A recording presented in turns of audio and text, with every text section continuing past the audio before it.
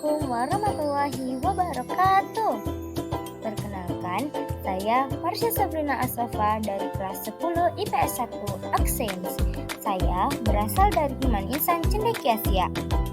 Kali ini saya akan menjelaskan materi geografi, yaitu penginderaan jarak jauh atau yang biasa kita sebut dengan indraja. Apa sih penginderaan jarak jauh itu? Penginderaan jarak jauh atau disingkat indraja adalah pengukuran atau akuisisi data suatu objek atau fenomena oleh sebuah alat yang tidak secara fisik melakukan kontak dengan objek tersebut atau dari jarak jauh.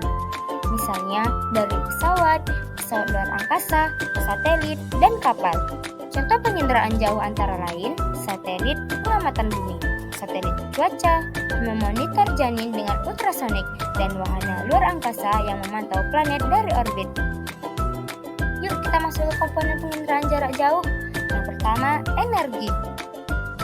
Energi adalah kegiatan penginderaan jarak jauh melibatkan gambaran dari permukaan bumi yang didapatkan dengan sensor yang berada di atas permukaan bumi. Ada dua energi yang umum digunakan dalam penginderaan jauh, yaitu 1. Energi gelombang elektromagnetik alamiah yang berasal dari sinar matahari. Contohnya, proses pengambilan foto udara dan foto satelit. 2. Energi gelombang elektronik buatan yang digunakan untuk memancarkan gelombang cahaya dengan panjang gelombang tertentu. Contohnya, sistem kerja radar. Yuk masuk yang kedua, atmosfer. Penginderaan jarak jauh menggunakan spektrum elektromagnetik untuk menjalankan fungsinya. Ada beberapa bagian spektrum elektromagnetik yang dapat melalui atmosfer dan mencapai permukaan bumi. Bagian ini disebut jendela atmosfer atau atmospheric window. Panjang gelombang yang paling banyak digunakan dalam penginderaan jauh adalah sebagai berikut. 1. Spektrum gelombang cahaya tampak atau visible mempunyai panjang gelombang antara 0,4 sampai 0,7. Yang kedua, spektrum gelombang cahaya inframerah mempunyai panjang antara 0,7 sampai 1,0. Yang ketiga, spektrum gelombang mikro mempunyai panjang gelombang antara 1,0 sampai 1,6. Yang ketiga, objek. Objek adalah segala sesuatu yang menjadi sasaran dalam penginderaan jauh. Objek meliputi atmosfer, biosfer, hidrosfer, dan litosfer. Ada 4 variasi yang dapat digunakan untuk membedakan suatu objek. 1. Variasi spektral. Variasi pantulan atau pancaran gelombang elektromagnetik akibat perbedaan panjang gelombang. 2. Variasi spesial.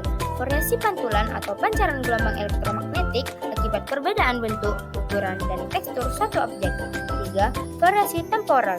Variasi pantulan atau pancaran gelombang elektromagnetik akibat fungsi waktu.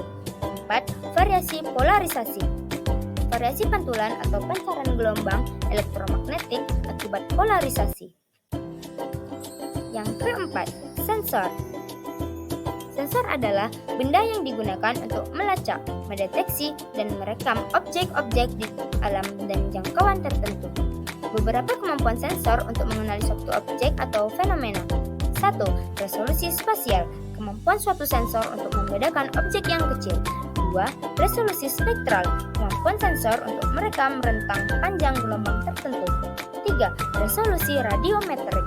Kemampuan suatu sensor untuk membedakan objek berdasarkan perbedaan pemantulan atau pancaran gelombang elektromagnetiknya. 4. Resolusi termal. Kemampuan suatu sensor untuk mengenali objek berdasarkan perbedaan suhu. Yang kelima, perolehan data.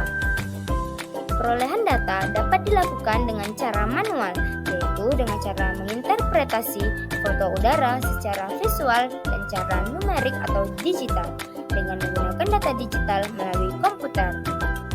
Dan komponen yang terakhir yaitu penggunaan data.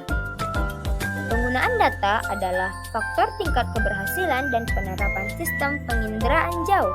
Kemampuan penggunaan data dalam menerapkan hasil penginderaan jauh dipengaruhi oleh pengetahuan tentang disiplin ilmu masing-masing. Data yang dapat digunakan untuk mencari informasi yang berbeda.